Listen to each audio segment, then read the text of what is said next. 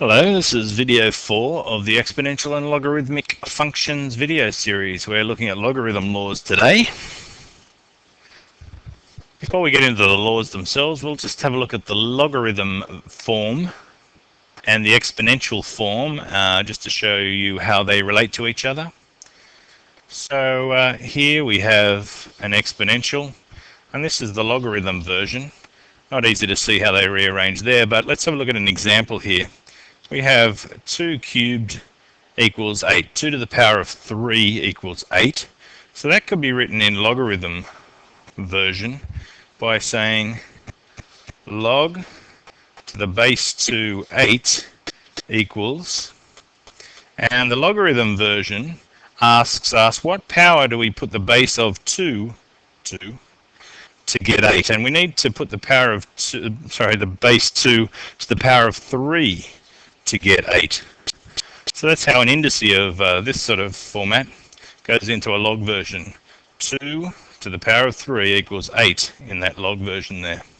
Now if we were thinking back the other direction to turn a logarithm form into an indice form, an exponential form, well, this one says 5 to this power to the power of 2 will equal 25. So we'll just write that out. 5 to the 2 equals 25, which is mathematically correct.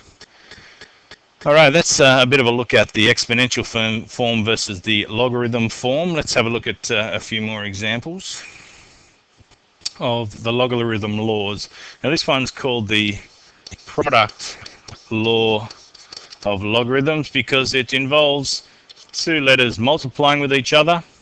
And as you can see from the law written out there, we can take 2 things that are multiplying and write them out in separate logarithm forms with a plus in between. So I kind of like, it helps our brain to remember this, that timesing makes things, or multiplying makes things bigger, and so does plus.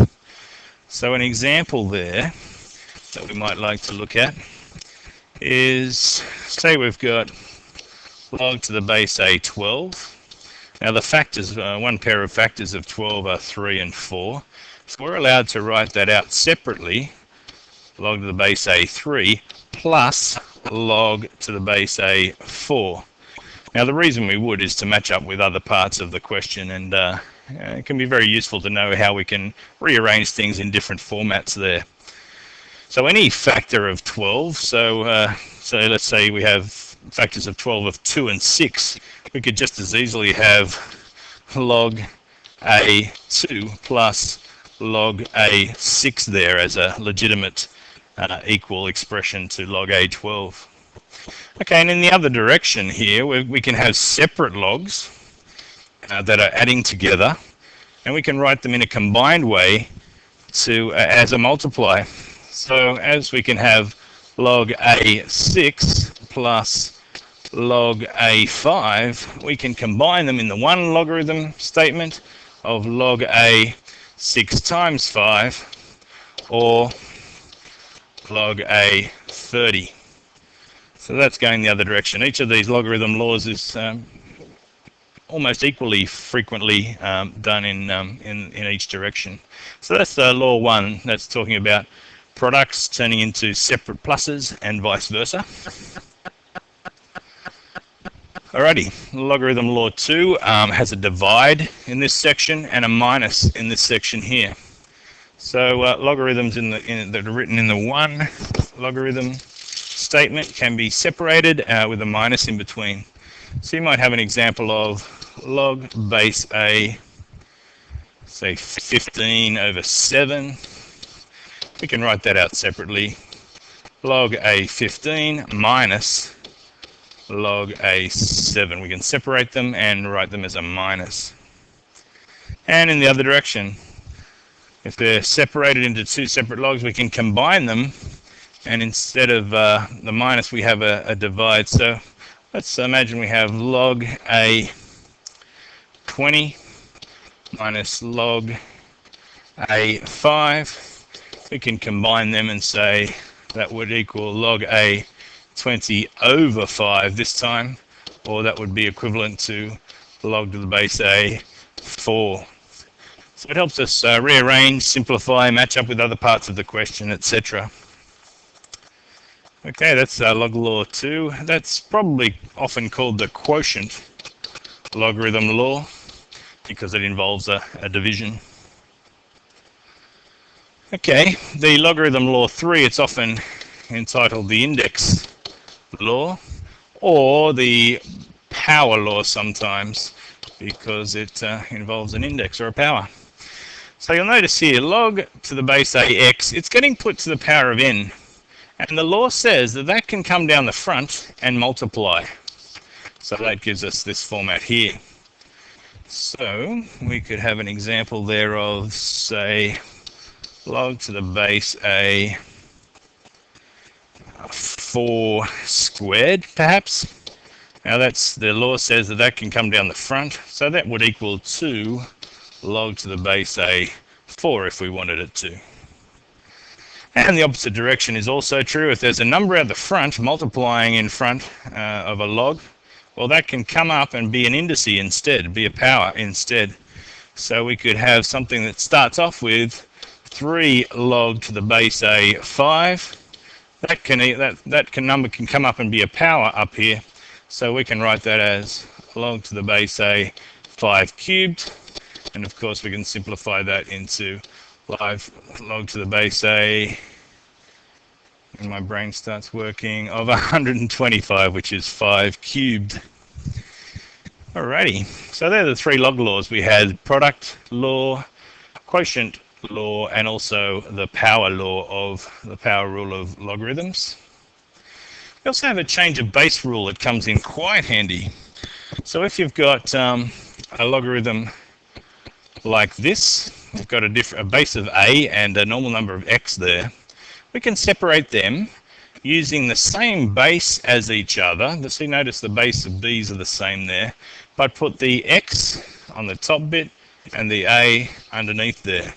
Now that's very handy for finding out the values of logarithms into our calculator, because the calculator has a button for log with base 10 of various numbers, but it doesn't have numbers like log to the base 5 or anything like that.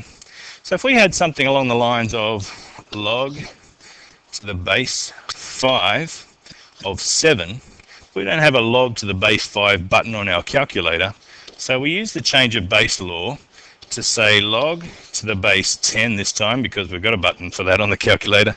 Log to the base 10 7 over log to the base 10 5. So if we pop that into our calculator, we would just be doing a division there.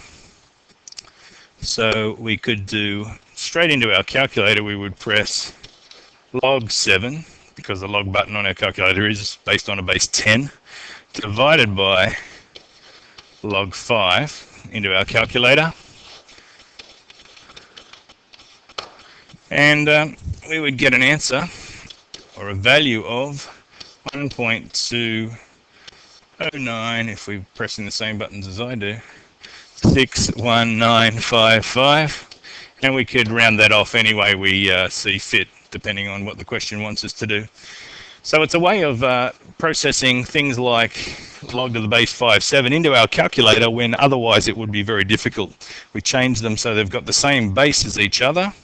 You'll notice here we have base 10, base 10. That 7 came up the top, that 5 went down the bottom, and when we can put it straight into our calculator and get a final value for that one. So that's a range of 3 log laws and a change of base rule. Let's have a look at just a few more log properties in this next bit. These are important and very useful logarithm properties when they come up. They don't come up all that often, but let's have a look. A logarithm with a base of a and a number of a asks, what power do I put the bottom a to get this a? So because a to the 1 equals a, our answer here is 1. So any number will work like that. So log to the base 7 of 7 is 1, because this base can be put to a power of 1 to get this number here of 7. So that comes in very handy at times. And let's have a look at the next one.